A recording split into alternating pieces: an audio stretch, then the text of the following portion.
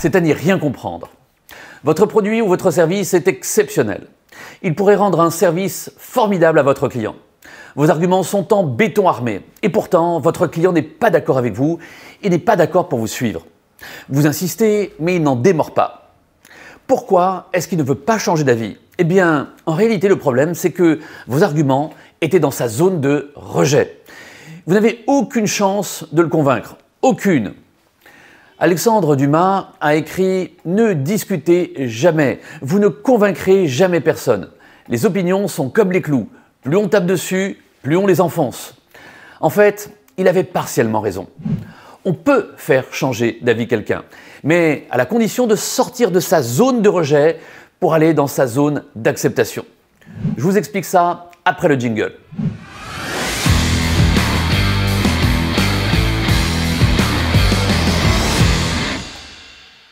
Le principe que je vais vous exposer est un principe de persuasion extrêmement important qui vous rendra de grands services dans toutes vos discussions lorsque vous chercherez à convaincre.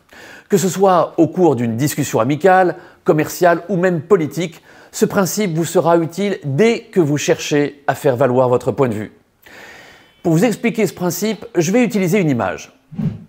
Lorsque deux personnes discutent et confrontent leur point de vue, vous devez les imaginer positionnées quelque part sur une échelle formée de 10 échelons.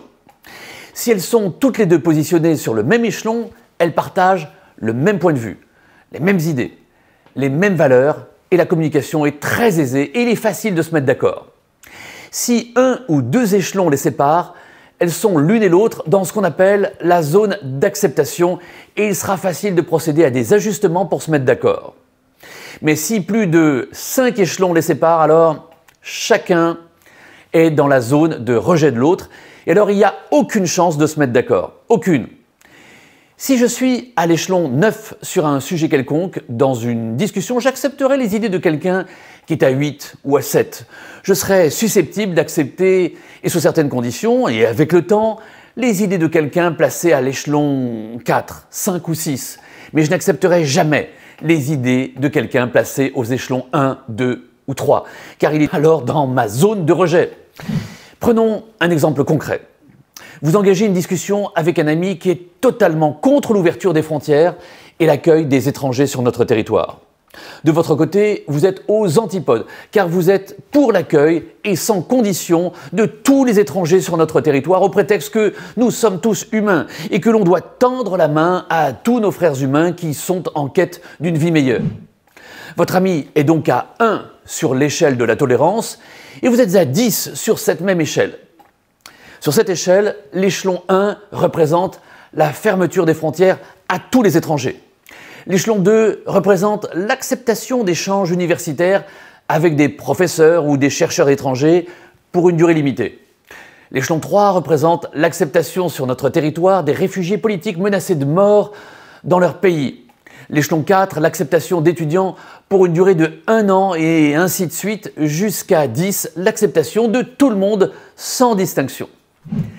Sachez que si vous voulez convaincre votre ami, vous devez d'abord identifier au moyen de plusieurs questions et d'une écoute attentive l'échelon sur lequel votre ami est positionné. Et ensuite, avancer des arguments pour le faire évoluer de 1 ou 2, voire 3 échelons. Pas plus. De 3 à 5 échelons, vous êtes dans une zone possible, mais pas tout de suite. Dans quelques temps, quelques semaines, quelques mois, voire quelques années. Mais sachez que vous n'arriverez jamais, même avec les meilleurs arguments du monde, à le faire bondir de 5 échelons ou plus. Cela n'arrivera jamais, parce qu'au-delà de 5 échelons, vous êtes dans sa zone de rejet. La preuve, dans toute votre vie d'observateur de débat télévisé, vous n'avez jamais vu un politicien de gauche dire à son adversaire de droite, en direct à la télévision, « Vous m'avez convaincu, je change de parti et je vous rejoins à cet instant même. » En effet, chacun des deux protagonistes se trouve dans la zone de rejet de l'autre. En revanche, on voit parfois des républicains passer au Rassemblement national ou des communistes évoluer vers le Parti socialiste car les uns et les autres évoluent dans leur zone d'acceptation. Et l'on a tous dans son entourage des personnes qui ont évolué politiquement, mais ça se fait sur plusieurs années. Parlons vente à présent. Vous prospectez une entreprise et votre prospect vous fait savoir qu'il est très content de son fournisseur Et en plus, il se définit comme un client fidèle et loyal. N'imaginez pas une seconde qu'avec une argumentation irréprochable et une politique de prix agressive, votre interlocuteur puisse abandonner son fournisseur et vous confier tout son marché. En revanche, vous pouvez le faire évoluer de 2 échelons et faire en sorte qu'il vous confie une petite part de marché avec cet argument-là. Monsieur client, vous êtes satisfait de votre fournisseur et j'en suis ravi pour vous. Cependant, et vous le savez, une entreprise, ça évolue et tôt ou tard, votre fournisseur rencontrera une difficulté. Un problème de production, une grève, un accident industriel, un changement de politique, une cessation d'activité, une migration informatique qui se passe mal et vous serez paralysé. Ce jour-là, il vous faudra une roue de secours. Permettez-moi juste de jouer ce rôle de roue de secours et d'entrer chez vous avec une petite commande. Je serai très heureux d'occuper la place de modeste second.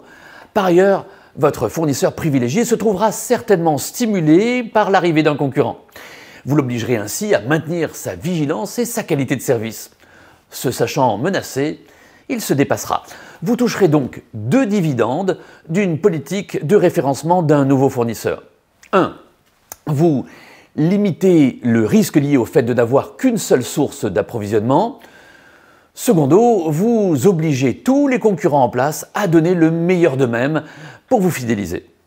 Une fois entré chez le client, après lui avoir donné satisfaction, vous pourrez faire valoir d'autres gammes de produits et vous gagnerez alors 1 ou 2 échelons et vous grignoterez des parts de marché jusqu'à devenir un jour son fournisseur principal.